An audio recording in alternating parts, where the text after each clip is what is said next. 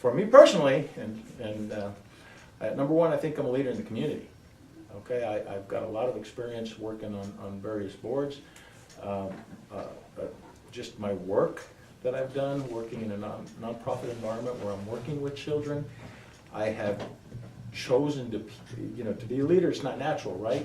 You have to dedicate yourself to what it is you're doing, and you got to strive to become that leader, and I have, and I think I've been successful in that. So when it comes to children, when people talk about the needs of children, it's not uncommon that my name comes up, because that's the world I work in.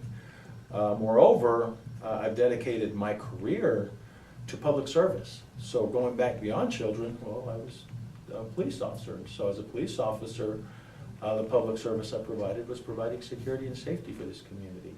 For a short period of time, I worked at the Housing Authority of the City of El Paso in a leadership role there. And so I was responsible for putting the roofs over the heads of people who couldn't afford rents. And then my latter part, the Child Crisis Center and plus the Children's Development Center, I'm working directly with children to improve their outcomes, to help them from environments that they had no choice to be in, but they are. Well, they keep electing me, so, well, and this time actually I didn't get an opponent, but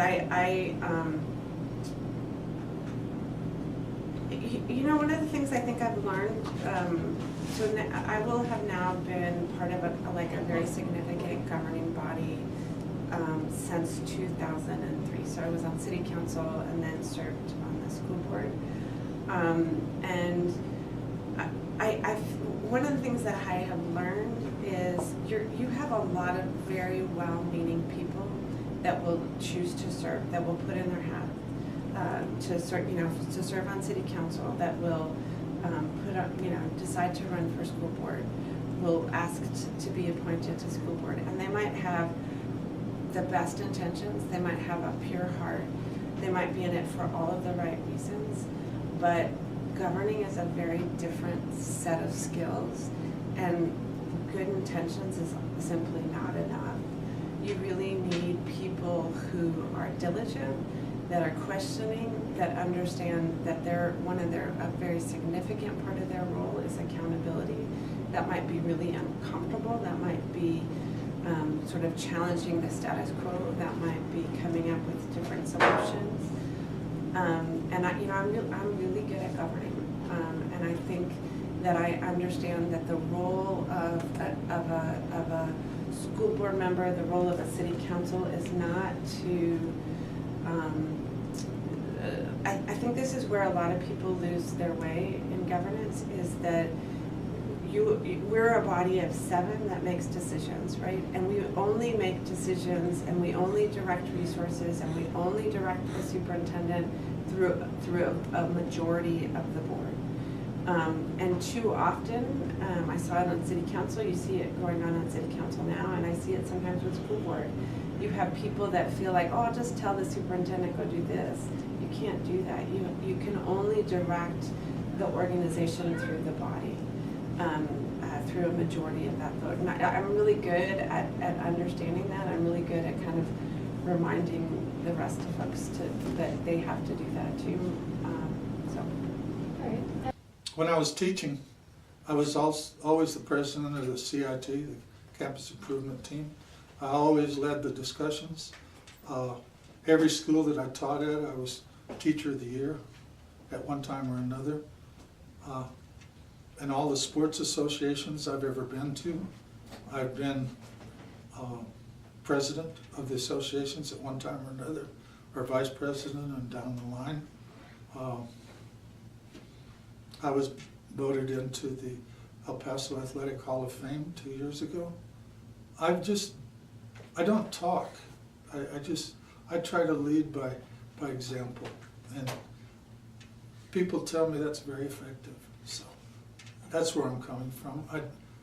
I don't pat myself on the back, but if something needs to be done, I do it. You asked me to come out here, I came. Are all the other trustees coming? No, I don't think so. All of them are? No, not all, but we had more than we expected. That's what I'm saying. Yeah. I do what I say I'm gonna do, and I'm finding more and more that's hard to come by these days. So I've always been a leader one way or the other. And I hope I'm, as vice president of the board, I hope I'm carrying that forward. Well, first of all, I don't have a education background, so remove that from the equation. I look at things from just a normal citizen, and I think that there's an advantage to that. I think sometimes in the school system we make a decision solely based on education. I think that's been the history, and sometimes you have to look at the decisions within the school district from a different perspective. Sometimes you have to look at it from a business perspective, because the education system's changed dramatically. We have charter schools now that are taking students from our public education system. We have homeschoolers, and so all of these other options. You have online courses. All these other options are options that parents have, but we want to provide best options at EPISD, right? And so we have to provide best programs, flexibility, academics. Those are really, really important within our school district to keep and retain people in our school district. I think the unique going-ons right now of District 7, that with the construction that we have going on, is something that I'm very interested in. We have the construction going on here at Cornell. We have brand new construction going on over at Moorhead. And we just need to make sure that we stay on top of that and make sure we keep the timetable, make sure we stay within the budget, make sure we do all of that. And I think my background in construction and with architecture allows me that insight to it.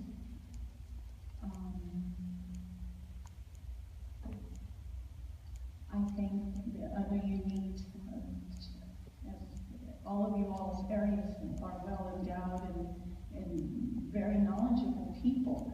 The one thing I think is unique to Coronado and to the Franklin area is they have no problem calling you and putting your toes to the fire and saying, I don't like what you're doing. I know as UK president a few times, I've called my representative and said, hey, what's going on? This isn't what you said you guys were gonna do. What do we need to do?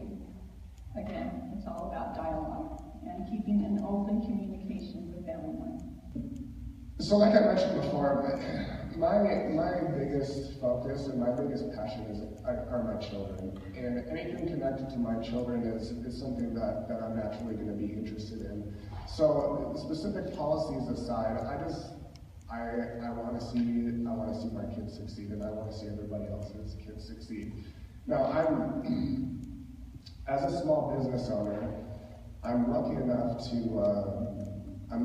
have a flexible schedule, and with that flexible schedule, that provides me kind of a unique opportunity to be able to be involved and be engaged in things that I wouldn't normally be able to. So I feel very fortunate that I'm in the situation that I'm in, to be able to have the time to devote to the Board of Trustees. And not only that, I have all the energy in the world, and I'm looking forward to pouring all that energy into EPISD.